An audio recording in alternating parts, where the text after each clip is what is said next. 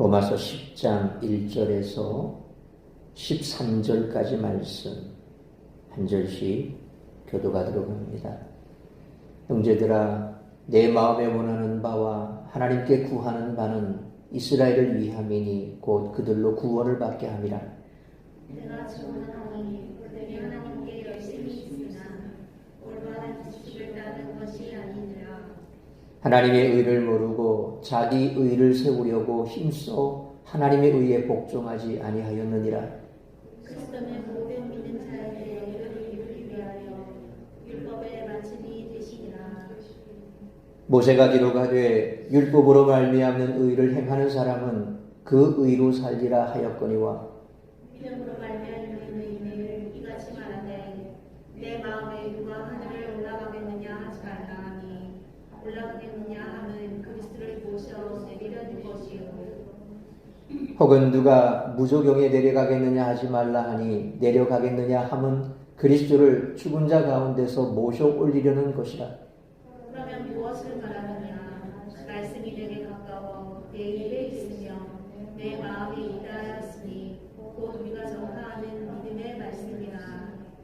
내가 만일 내 입으로 예수를 주로 시인하며 또 하나님께서 그를 죽은 자 가운데서 살리신 것을 내 마음에 믿으면 구원을 받으리라. 사람이 마음으로 믿어 의에 이르고 입으로 시인하여 구원에 이르느니라. 성경에 이르되 누구든지 그를 믿는 자는 부끄러움을 당하지 아니하리라 하니 유대인이나 헬라인이나 차별이 없습니다. 한 분이신 주께서 모든 사람의 주가 되사 그를 부르는 모든 사람에게 부여하시도다.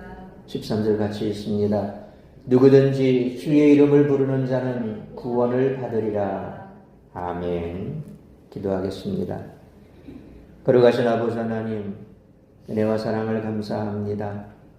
3일 동안도 우리를 지키시고 보호하시고 또 오늘도 하루 온종일 우리의 삶의 도전에서 애써 수고하며 우리의 본분을 다하다가 정한 시간 주님 앞에 나와 예배의 자리에 서게 하시니 감사합니다. 이 시간 주의 말씀하시는 음성 듣게 하여 주옵시고 이 말씀을 통하여 우리의 마음에 다시 한번 예수 그리스도의 구원의 그 복음이 명확하게 새겨지게 하시고 우리에게 주신 그 구원의 은혜가 얼마나 크고 놀라운지 다시 한번 주님 앞에 기뻐하고 감사하며 우리의 삶을 주님 앞에 드려 헌신하며 이 복음을 증언하는 증인의 삶을 살아가기로 결단하는 복된 시간 되게 하여 주옵소서. 가정마다 다급한 소식 오가지 않게 하시고 말씀에 집중하게 하여 주옵시며 허탄한 곳에 마음 빼앗기지 아니하도록 우리의 마음의 문을 활짝 열어주시고 들을 귀로 허락하여 주옵시며 간절히 비옵기는 우리 사랑하는 성도들 이 예배의 자리를 사모하게 하시고 주님께서 우리에게 말씀하시는 그 말씀을 사모하는 마음으로 이 자리에 달려나올 수 있는 은혜를 허락하여 주시기를 간절히 빌고 소원하오며 이 모든 말씀 우리 주 예수 그리스도의 이름으로 기도하옵나이다. 아멘. 하나님을 향한 열심은 소중한 것입니다. 대충 섬기는 것보다는 열심히 섬기는 것이 훨씬 바람직합니다. 하지만 그 열심의 방향이 하나님의 방향과 다를 때는 어떨까요? 그 열심의 방식이 하나님의 방식과 다를 때는 어떨까요? 그럴 수 없습니다. 열심은 그 방향과 방식이 하나님의 방향과 방식과 일치해야 소중한 것입니다. 이스라엘은 하나님을 향한 열심으로 유명했습니다. 그런데 그 열심은 올바른 인식에 기초한 것이 아니었던 것이죠. 그 열심의 방향과 방식은 하나님의 방향과 방식과 일치하지 않았습니다. 그래서 그들은 열심을 내면 될수록 그들의 바람과는 정반대로 하나님에게서 멀어져 갔습니다. 한국 교회도 열심으로 유명하지요. 그렇다면 우리의 열심의 방향과 방식에는 별 문제가 없을까요? 있다면 어떤 것이 있는지 자문해 볼 수 있기를 축원합니다. 우리는 마음으로 믿어 의에 이르고 입으로 시인하여 구원에 이릅니다. 어떤 때는 성경의 표현과 우리가 사용하는 표현이 서로 달라 당혹스럽습니다. 여기서도 그런 경우를 찾을 수가 있습니다. 어떤 사람은 마음으로 믿는 것과 입으로 고백하는 것과 손발로 행하는 것을 서로 다른 것으로 생각하기도 합니다. 하지만 바울은 이것들이 모두 대동소이하다고 생각합니다. 마음으로 믿으면 입으로도 고백하게 되고 나아가 손발로 행하게 된다는 거죠. 손발로 행하는 사람은 입으로도 고백하고 마음으로도 믿습니다. 비록 표현은 세 가지로 나뉠지라도 이 세 표현 모두 한 사람에 대한 것이라는 거죠. 동일한 사람인데 어떻게 그의 생각과 말과 행동이 서로 다를 수 있을까요? 만약 다르다면 그는 하나님이 보시기에 정상인 상태가 아닐 것입니다. 우리가 흔히 그런 사람도 가끔은 있지 않습니까? 말은 이렇게 해놓고 생각은 또 엉뚱한데 다른 생각을 하고 있고 또 행동은 또 영 다르게 하고 있고 그런 사람 가끔 보는데 흔히 그냥 속된 말로 약간 정신 나간 사람이다 그렇게 표현하죠. 생각하는 거 이렇게 생각하다 말을 그렇게 하고 또 그러면서도 행동을 영 엉뚱하게 해버리고 나이가 들수록 치매기가 오면 또 그런 증상도 가끔 나올 수가 있어요. 분명히 생각은 내가 이랬는데 말을 이렇게 나와버려. 엄마야 나 이런 생각했는데 말을 이렇게 나왔다. 그렇게 금방 이렇게 말해놓고 딴 데 가서 엉뚱하게 나갔고 이게 좀 심하면 치매 증상이 좀 심하면 그럴 수도 있다라는 겁니다. 근데 그건 나이가 들면 들수록 어쩔 수 없는 그런 정신 현상인데 지금 여기서 그걸 얘기하는 게 아닙니다. 치매 걸린 사람 얘기하자는 건 아니지요. 그런데 마치 그런 사람처럼 그렇게 생각한 것 따로 말하는 것 따로 행동하는 것 따로 그런 사람도 있다라고 한다면 그건 정상일 리가 없다라는 거죠. 이런 상태가 우리가 일상적인 상태여서는 안 된다는 것입니다. 우리는 이런 상태를 어쩔 수 없는 상태로 용인해서도 안 됩니다. 우리는 우리의 생각과 말과 행동을 최대한 일치시켜야 할 줄 믿습니다. 이단이라고 하는 것은 그리스도에 대한 잘못된 지식 때문에 생기죠. 그래서 대부분 이단들은 이 기독론이 잘못된 겁니다. 예수 그리스도에 대한 잘못된 인식을 가질 때에 주로 보면 이단에 빠졌고 그리고 초대교회를 지나서 또 근대 현대를 지나오면서 각종 생겨났던 이단들의 대부분이 보면 이 기독론 예수 그리스도에 대한 잘못된 인식 그 가운데 가장 심한 게 뭐냐면 예수님을 사람으로 본다는 겁니다. 초대교회 때도 그렇고 그래서 그 영지주의라고 하는 그 이단들이 대표적이지 않습니까? 그래서 사도시도에도 그런 사람들이 나타나서 예수님에 대해서 바로 인간으로 온 것은 있을 수가 없다. 영지주의자들이 주장하는 게 그거지 않습니까? 육은 악한데 어떻게 하나님이 인간의 몸을 입을 수가 있느냐? 이 말이 안 된다.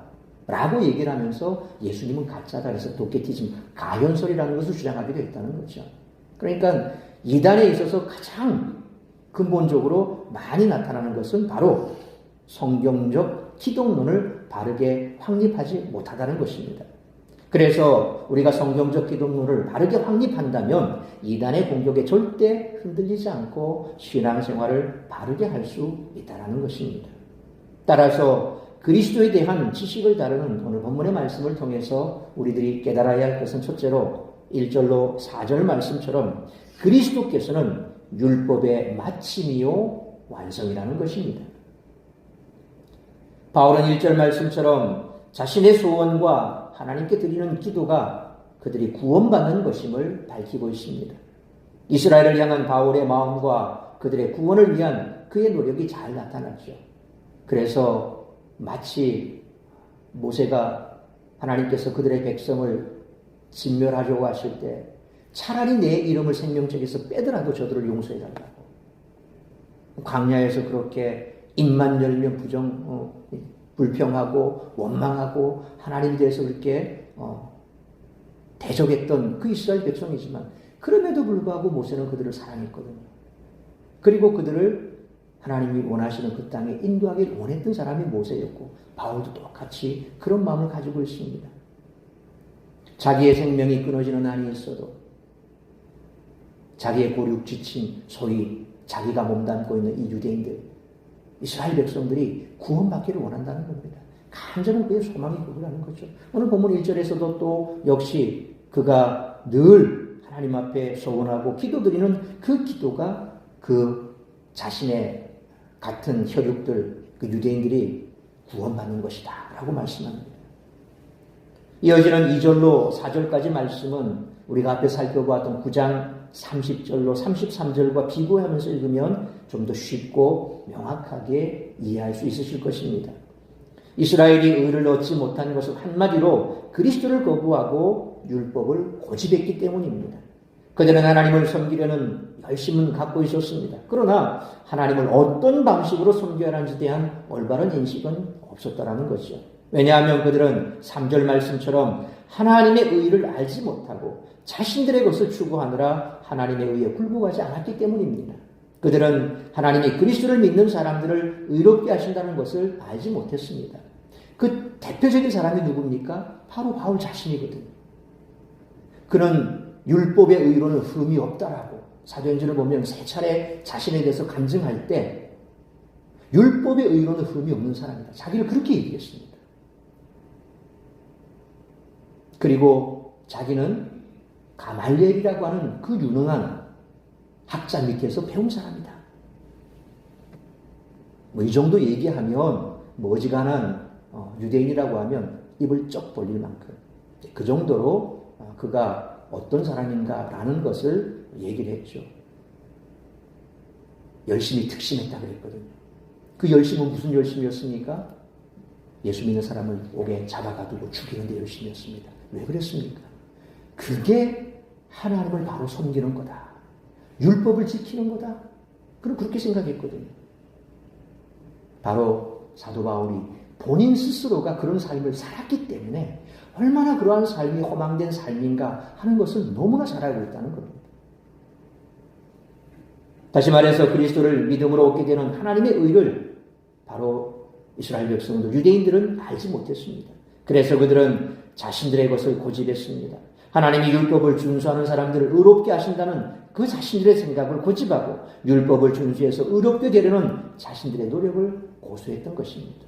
그 결과 그들은 그리스도를 믿지 않았고 하나님의 의에 이르지 못했습니다. 이에 바울은 4절 말씀처럼 예수님이 율법의 마침, 헬라말로 텔로스, 마침이라고 선언합니다. 여기서 이 텔로스라고 하는 말은 끝, 종료, 폐기를 의미하고 또 다른 한편으로는 목표, 목적, 성취, 완성이라는 그런 의미도 갖고 있습니다. 이처럼 텔로스는 목표점과 종착점이라고 하는 이 두 가지 의미를 다 내포하고 있습니다. 모세의 율법은 그리스도라고 하는 목표점에 도달했고 옛 언약의 효력은 그리스도라는 종착점에서 끝이 났다는 거죠. 따라서 오직 예수 그리스도를 통해 하나님의 의가 주어진다는 것입니다. 이처럼 율법을 준수하는 사람들을 의로 이끄는 것이 아니라 그리스도께서 그리스도를 믿는 사람들을 의로 이끄신다는 것입니다. 따라서 주의 백성을 하나님의 의로 인도하는데 초등교사 역할을 했던 이 율법의 기능이 그리스도께서 오심으로 마침이 되었고 폐기가 됐습니다. 예수님이 율법의 마침이 되셨으며 또한 동시에 완성이 되셨죠. 그래서 예수님께서도 내가 율법을 폐하러 온 것이 아니라 뭐하러 왔다고 그랬습니까? 완성하러 왔다고 그랬거든요.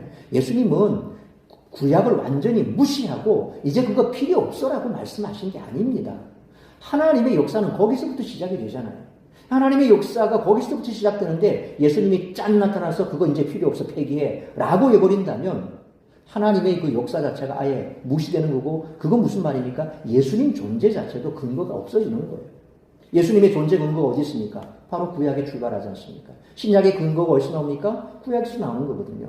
그러니까 오늘날도 성경을 바라볼 때 구약은 딱딱하고 힘들고 예수님께서 이 땅에 오셔서 우리를 구원하셨기 때문에 이제 구약은 필요 없어. 신약만 있으면 돼. 라고 초대교회뿐만 아니라 그 이단 가운데 나타난 이단들도 그런 이단들이 많았습니다. 성경 자체를 쪼개서 구약은 필요 없고 신약만 있으면 돼. 오늘날도 그런 사람이 있어요. 네. 다른 복음서는 필요 없어. 요한복음 하나만 있으면 돼. 도울 김영우 선생도 그랬거든요. 여러분 아시죠? 이제 약간 나와 도자 사상 뭐 이러면서 막 위에 거품 물고 뭐 설명했는데 가만히 들어보면 별 내용도 없어요. 신학도 안 한 사람이 그 요한복음 푼다고 그거 하면서 울기도 했다 그러면서 성경에 있어서 왜 복음서가 4개고 왜 구약과 신약이 다 있어야 되느냐? 모든 것이 근거가 있어야 되고 또 근거를 바탕으로 뭔가가 완성이 돼야 되죠. 신구약이 그런 것 아닙니까? 구약의 근거를 두고 거기에서 신약이 완성이 되는 거예요. 예수님께서 율법을 폐기하러 오신 것이 아니라 완성하러 오셨어요. 그래서 예수님은 바로 이 율법의 마침이자 완성이라는 것입니다. 그러므로 그리스도께서 율법의 마침이 완성이므로 예수님만이 구원의 유일한 길임을 확신하고 복음이 되시는 예수 그리스도를 세상 가운데 널리 전하는 우리 모두가 되시기를 축원합니다. 두 번째로 5절로 9절 말씀처럼 하나님의 의는 율법이 아니라 믿음으로 얻는다는 것입니다. 5절로 13절도 그리고 9장 30절로 33절 또 10장 2절로 4절 이 말씀들과 서로 비교하면서 읽으면 좀 더 정확하게 이해하실 수가 있습니다.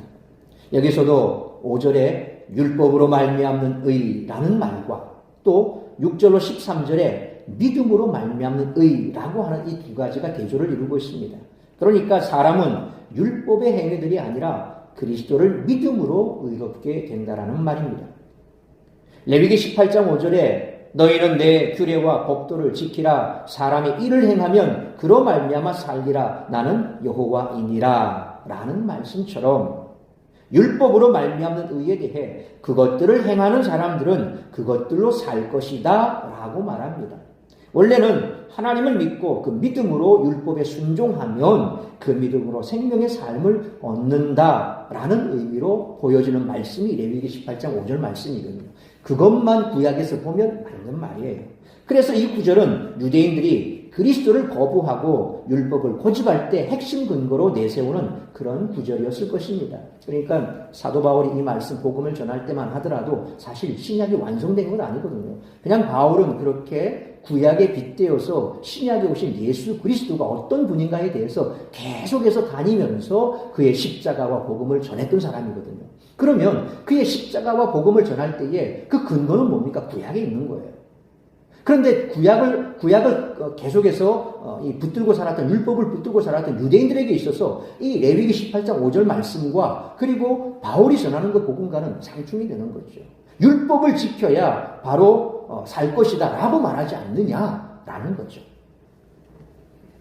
그러나 바울은 그들과 정반대로 율법이 아니라 그리스도를 강력하게 주장합니다. 그러다 보니까 바울은 그들만 부정적으로 묘사하는 것이 아니라 그들이 내세우는 이 9절까지도 사실 이 구약의 레위기 18장 5절 이 말씀도 거부하는 것처럼 그렇게 보여지고 묘사되는 것 같습니다.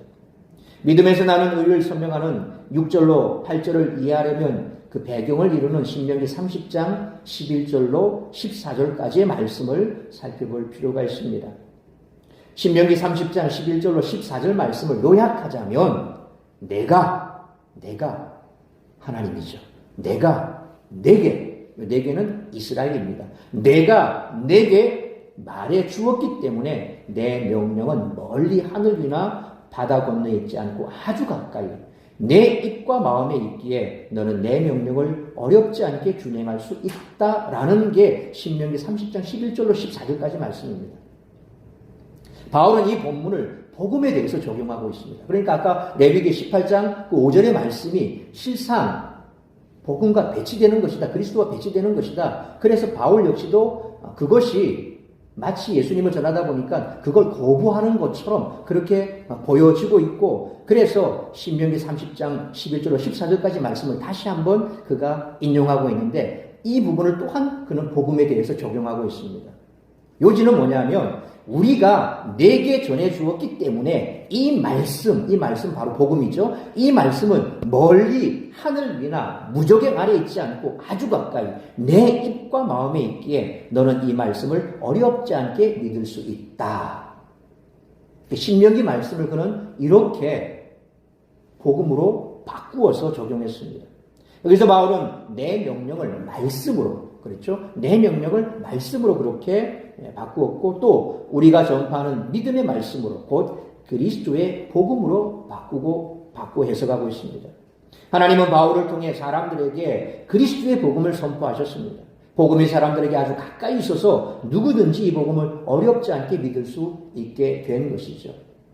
그러니까 구약에 하나님께서 율법을 주신 것은 그 율법을 지켜 의롭게 되고 그 율법 때문에 완전해지라고 율법을 주셨지만 아무도 그 율법을 지켜서 완전해질 사람이 없다라는 거죠. 그게 문제라는 겁니다. 그 율법만 완벽하게 지키면 더 이상 문제될 게 없다라는 거죠. 근데 바울은 그렇게 생각했어요. 내가 율법의 의로는 흠이 없는 사람이다. 그는 스스로 그렇게 생각했었습니다. 과거에.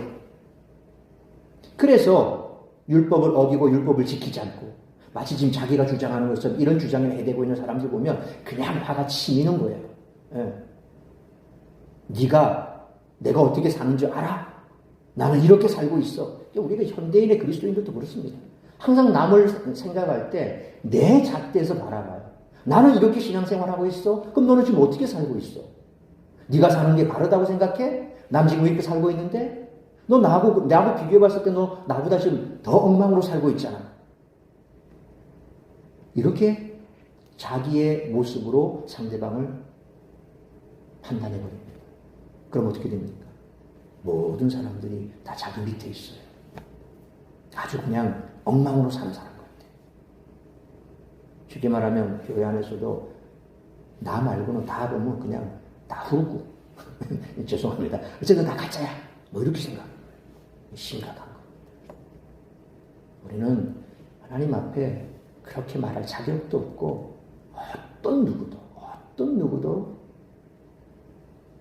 나 위에 다른 사람을 그렇게 얘기할 수 있는 능력도 없습니다. 그렇죠? 아무리 내가 고고한 척하고 그리고 신앙 좋은 척하고 믿음 좋은 척하고 옳은 말만 하고 그래서 남들이 볼 때는 야 정말 대단하다 라고 얘기한다 할지라도 과연 우리가 십자가 앞에서 하나님 앞에서 고개 들 수 있습니까? 없다는 겁니다. 마치 자기가 하나님인 것처럼 그렇게 생각하는 그러니 어떻게 됩니까? 목이 고든 백성이 되는 거예요. 이스라엘 백성들이 그랬잖아요. 너희는 목이 고든 자들이라. 너희는 목이 고든 백성이야. 하나님 얼마나 화가 났으면 너희는 목이 고든 백성이라. 자기는 돌아보지 않고 남만 쳐다보고 우리는 하나님의 율법을 받은 사람이야. 우리는 하나님의 선택한 백성이야. 선민이야. 항상 우리는 그런 걸 조심해야 되죠. 늘 우리가 선 것 같으면 넘어질까 조심해라. 말씀하지 않습니까? 사도 바울은 바로 율법이라고 하는 것은 완벽하게 지켜서 하나님의 의를 이룰 사람이 아무도 없기 때문에 그럼에도 불구하고 하나님께서 그걸 준 게 뭡니까? 이걸 다 지켜서 너희가 의롭게 되지 못하지 않냐. 그 율법이 우리에게 뭘 줍니까? 그래서 우리 자신을 돌아보게 하고 그래서 율법은 다른 게 아니라 우리를 정죄하는 것밖에 안 된다는 거예요. 너 못 지키지? 그거 못 지키지? 다 지킬 수 있어? 안 되지?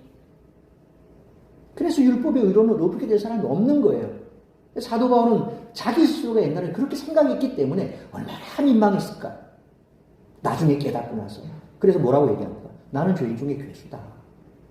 나는 죄인 중에 괴수다. 만삭되지 못해서 태어난 자 같다. 얼마나 부끄러웠으면. 나 팔삭둥이야. 나 알고 보니까 나 팔삭둥이였어. 나 그런 존재였어. 미안해. 이렇게 되는 거예요. 무엇으로 의롭게 되는 겁니까? 바로 예수 그리스도. 주님을 만나고 난 이후에 그가 깨달았던 것은 구약의 그 모든 말씀들을 꿰고 있던 사도 바울이 깨달았던 건 그래 이걸로는 안 됐었어. 그런데 예수 그리스도를 믿음으로 우리를 의롭다 하시는 거야. 바로 이거야. 바울은 답답하잖아요. 그 유대인들은 지금도 그걸 붙들고 있고 그것으로 의롭게 되기로 힘쓰고 있으니까. 우리가 그렇진 않을까요? 신앙생활 조금 했다고 생각하면서 그냥 그래 아직도 초신자네. 네 하는 거 보니까 아직 초신자네. 근데 좀 더 배워야 되겠네. 이런 식으로 아주 깔보는 듯한 그런 생각들. 결국 그런 생각들을 가지고 있으면 나타나요. 말하는 것에서부터 나타나요. 겸손이 없어요. 자꾸 상대방을 그냥 지적해. 그러면 너 왜 그렇게 해? 뭐 이런 식으로 지적만 해요. 그러면서 누가 지적하면 어떻습니까? 벌벌 뛰죠. 나는 그런 사람이 아닌데 네가 감히 나를 지적해. 벌벌 뛰는 겁니다. 이게 뭡니까? 내 자아가 살아나는 거예요. 사도 바울이 뭐라고 얘기합니까? 나는 날마다 죽노라. 내 정과 욕심 십자가에 못 박는다. 맨날 죽는 사람이 뭐 어떻게 맨날 죽어가는 사람이 무슨 힘이 있습니까? 뭐 벌벌 때 기도 없지. 근데 이 벌벌 뛰는 기가 뭡니까? 살아있다는 거예요. 살아있는 물고기 보죠. 팍팍 찢잖아요. 죽으면 어떻게 돼요? 내 욕심이 죽는 거예요. 내 영이 죽는 거죠. 교회 안에서 우리는 그렇게 되어야 됩니다. 아직도 내가 그런 모습을 보면 내가 덜 됐구나. 아직 내가 덜 됐구나. 그걸 알아야 돼요. 바울은 바로 그걸 알기 때문에 이 구약의 말씀이 왜 예수 그리스도께서 와서 이게 완성이 됐냐. 하나님께서는 이것으로 바꾸셨다라는 겁니다. 이것을 위한 그림자라는 것이죠. 그러니까 그림자 붙들고 살아가는 이 유대인들 보니까 얼마나 답답합니까? 실제 모습은 여기 있는데 자꾸 그림자 쳐다보면 그림자 보면 뭐가 보입니까? 형태밖에 안 보이죠. 율법은 형태, 그림자예요. 근데 실체가 뭡니까? 예수 그리스도거든요. 하나님께서는 그걸 우리에게 주셨다는 겁니다. 복음이 사람들에게 이처럼 아주 가까이 있어서 누구든지 이 복음을 어렵지 않게 믿을 수 있게 됐다는 거예요. 하늘에 올라가는 그리스도를 모셔 내려올 필요도 없고 무조경에 내려가 그리스도를 모셔 올라올 필요도 없다는 겁니다. 그런 힘겨운 일은 하나님이 다 해놓으셨습니다. 이제 사람들에게 요구되는 일은 그저 복음을 믿는 것뿐이라는 거죠. 그렇죠. 이게 바로 그 구약의 말씀들을 인용한 내용의 그 의미입니다. 너희가 그렇게 힘들게 할 필요가 없어. 신명의 말씀이 주는 걸 그렇게 힘들게 할 필요 없고 너희 가까이 있다. 그 말의 근본 의미가 뭐냐면 바로 그건 예수 그리스도 그분을 믿는 것으로 만족한다는 거죠. 어렵게 생각할 필요도 없다는 거죠. 이 복음을 믿기만 하면 믿음에서 나는 의를 얻게 된다는 거죠. 이처럼 바울은 신명기 30장 11절로 14절을 인용하면서 믿음으로 말미암은 의와 율법으로부터 말미암은 의를 비교하면서 믿음으로 말미암은 의로 구약 성경이 재해석되며 구약 성경이 그리스도 안에서 성취되었다라고 말합니다. 그래서 율법의 완성이요, 율법의 성취다라고 얘기하는 거죠. 믿음으로 말미암은 의를 얻기 위해 하늘로 올라가 그리스도를 땅으로 모셔올 필요도 없는데 그 이유는 하나님이 이미 그리스도를 세상에 보내셨기 때문입니다. 또한 그리스도를 죽음의 세계에서 모시고 올라올 필요도 없는데 그 이유는 하나님이 이미 그리스도를 죽음에서 살리셨기 때문입니다. 바울은 하나님이 요구를 하시는 것은 인간의 능력을 넘어서는 그런 행위가 아니라 오직 그리스도의 복음을 믿는 것뿐이라는 거죠. 율법이 아니라 믿음으로만 의를 얻을 수 있다는 것입니다. 1장 3절로 4절에 그의 아들에 관하여 말하면 육신으로는 다윗의 혈통에서 나셨고 성결의 영으로는 죽은 자들 가운데서 부활하사 능력으로 하나님의 아들로 선포되셨으니 곧 우리 주 예수 그리스도시라 라는 말씀처럼 예수님이 부활하신 것과 능력 있는 하나님의 아들로 세워진 것은 깊은 관련이 있다는 겁니다. 따라서 9절 말씀처럼 예수님이 부활하셨다라고 믿는 것과 예수님이 주님이시라고 입으로 고백하는 것은 내용상 대동소이하다는 것입니다. 같다는 겁니다. 예수님을 믿는 믿음을 통해서만 하나님의 의를 얻을 수 있습니다. 이것은 말할 수 없이 큰 은혜라는 겁니다. 여러분 지금도 율법을 지켜야 이롭게 된다라고 생각해 보십시오. 근데 여러분 다른 종교들 안 보세요? 얼마나 힘들게 살아갑니까? 요즘 뭐 인도가 뭐 또 동남아시아 가운데 뜨는 나라라 그러네요. 인도로 사람들이 많이 여행을 간다 그럽니다. 근데 인도에 가면 뭔가 대단한 게 있을 것 같지만 실상 아무것도 없어요. 그 사람들이 하는 거 보면 뭐 이 수행하는 사람들, 겐지스강 고역에 수행하는 사람들 뭐 아주 대단해 보이죠. 다리 꼬고 앉아가 몇 년씩이나 팔 들고 앉아 있고 뭐 또 여러 별 사람이 다 있습니다. 그게 수행이에요. 자기네들이 돌을 닦는 하나의 행동이거든요. 팔만 들고 지금 몇 년째 이러고 있답니다. 팔 들고 있는 게 무죄단 말입니까? 머리를 안 감고 안 자르고 계속 몇 년째 이러고 있답니다. 반자세를 꼬아서 요가처럼 이렇게 만들어서 또 몇 년 동안 이러고 있답니다. 도대체 그게 뭔데요? 그게 뭔데? 근데 그들은 그렇게 수행을 통해서 뭔가 경지에 이루고자 하는 거죠. 율법을 지켜서 의롭게 되겠다는 그 유대인들과 똑같은 거예요. 우리 보고 그렇게 해야 구원 온다고 생각해 보십시오. 발 들고 어릴 때 책상 위에 무릎 꿇고 떠들고 하다가 선생님한테 혼나고 책상에 올라가 무릎 꿇어 손들어. 한 2, 3분 있으면 절 내려오죠. 힘들죠. 구원을 그렇게 온다고 생각해 보십시오. 얼마나 비참합니까? 하나님은 아시거든요. 우리가 얼마나 연약한가. 그런 걸로 구원 얻는다고 되는 게 아니라는 거예요. 예수님을 믿는 믿음을 통해서만 하나님의 의를 얻을 수가 있습니다. 이것은 말할 수 없는 큰 은혜인 줄 믿습니다. 우리가 알 수 없는 것을 그리스도께서 다 이루시고 우리에게 의를 덧입히셨기 때문입니다. 그러므로 하나님의 의는 율법이 아니라 믿음으로 얻기에 이 말할 수 없는 큰 은혜를 찬양하며 전하는 우리 모두가 되시기를 축원합니다. 세 번째로 10절로 13절 말씀처럼 그리스도를 믿는 자마다 구원을 받는다는 것입니다. 바울은 10절 말씀처럼 마음으로 믿으면 입으로 고백하게 되고 나아가 삶으로도 순종하게 된다라고 말씀하고 있습니다. 바울은 내적 믿음과 외적 고백이 모두 중요함을 말합니다. 예수님을 주님이라고 입으로 신하는 것은 내적 믿음의 외적 표현으로 믿음을 더 강화시켜주는 것이고, 마음으로 그리스도를 믿는 믿음은 단순히 지적 동의 수준에 머무는 것이 아니라 인간 존재의 핵심인 마음의 영역에서 그리스도를 향한 깊은 신뢰를 갖는 것임을 말하고 있습니다. 바울은 이제껏 이스라엘이 그리스도를 믿어야만 의와 구원에 이르게 된다라고 주장했습니다. 왜냐하면 11절 말씀처럼 성경이 그를 믿는 사람은 누구든지 부끄러움을 당하지 않을 것이다 라고 말씀하고 있기 때문에. 그렇죠. 예수 믿는 사람은 결단코 하나님께서 부끄러움을 당하게 하지 않는다는 겁니다. 실상 이 말씀은 이사야 28장 16절 이 구약의 말씀을 인용한 것으로 우리가 앞에 9장 33절에도 똑같이 이 이사야 28장 16절 말씀을 앞에 9장 33절에서 그대로 인용하고 있습니다. 여기서 바울은 그를 믿는 사람은 누구든지 라고 하는 이 범위를 12절의 말씀처럼 유대인들 중 누구든지에서 이제 이방인들 중 누구든지로 확장을 시키고 있습니다. 그렇다면 바울은 무슨 근거로 이렇게 말을 하는 것일까요? 왜냐하면 이제는 유대인과 이방인 사이에 차별이 없기 때문입니다. 왜 차별이 없을까요? 동일하신 분이 모든 사람의 주인이시기 때문입니다. 여기서 동일하신 분은 누구를 가리킬까요? 바로 예수 그리스도를 가리키죠.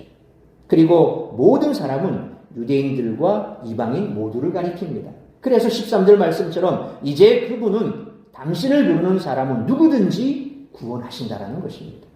이처럼 바울은 하나님이 유대인이나 이방인이나 차별하지 않으시고 주의 이름을 부르는 모든 자에게 부여하시며 주의 이름을 부르는 모든 자를 구원받을 것이라고 선언하고 있습니다. 그래서 그리스도 안에서 새로운 길이 열렸다는 겁니다. 율법을 지키는 것만 의로 여기는 것이 아니라 바로 예수를 믿으면 구원받는다. 누구든지 예수 이름 부르는 자는 구원을 받는다. 누구든지. 그래서 우리가 지위, 고하, 남녀노소 차별 없이 예수 이름만 부르기만 하면 하나님께서는 예수 그리스도를 통해서 구원을 얻게 하십니다.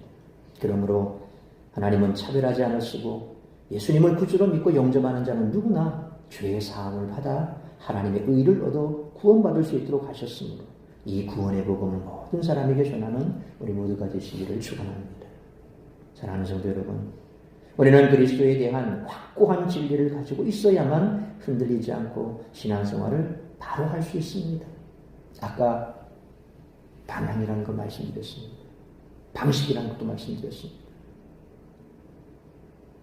내 방향, 아무리 빨리 내가 원하는 방향으로 가더라도 이 하나님의 방향과 반대 방향은 점점 더 하나님과 멀어질 수밖에 없습니다. 내가 추구하는 방식, 그것만 고집하면서 끝끝없이 가다 보면 하나님이 추구하는 방식과 다르다면 완전히 다른 결과가 나타나게 되죠. 속도가 중요한 게 아니라 어떤 방향으로 가느냐. 바른 방향으로 가면 빠르면 빠를수록 좋겠지만 잘못된 방향으로 가면 그 속도는 오히려 사망의 길이 되는 거죠. 그래서 우리가 온전한 신앙생활을 할 수 있는 것, 바로 진리에 대한 확고한 지식이 있어야 됩니다. 그 진리는 그리스도께서 율법의 마침이요 또 완성이시며 그리스도를 통해서만 하나님의 의를 얻을 수 있으며 그리스도를 믿는 자는 구원을 받는다는 것이죠. 그러므로 이 구원의 복음을 모든 사람에게 전하는 우리 모두가 되시기를 주님의 이름으로 축원합니다. 기도하겠습니다. 살아계신 아버지 하나님, 은혜와 사랑을 감사합니다. 오늘 우리가 이 땅의 많은 사람들 틈바구니 속에서 진리가 무엇인지 참으로 각자가 그 진리를 추구하며 나아갈 때에 우리가 추구하는 그 진리가 참된 진리임을 확신해야 할 것입니다. 그런 확신이 없다면 늘 불안할 수도 있고 또 다른 곳에 기웃거릴 수도 있고 또 그로 말미암아 우리의 삶 가운데 어려움이 왔을 때 흔들릴 수도 있다는 것입니다. 진리 위에 받고 있어서 예수 그리스도를 믿음으로 구원받는다는 이 구원의 놀라운 은혜가 우리의 삶 가운데 날마다 샘솟아 올라 우리 주변에 믿지 않는 영혼들에게 이 구원의 복음, 영생의 복음, 예수 그리스도를 믿기만 하면 구원을 얻게 하신다는 이 놀라운 은혜를 전파할 수 있는 우리 모두가 되게 하여 주옵소서.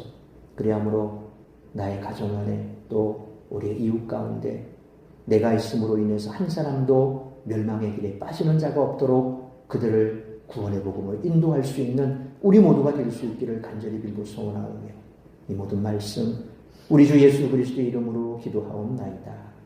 아멘.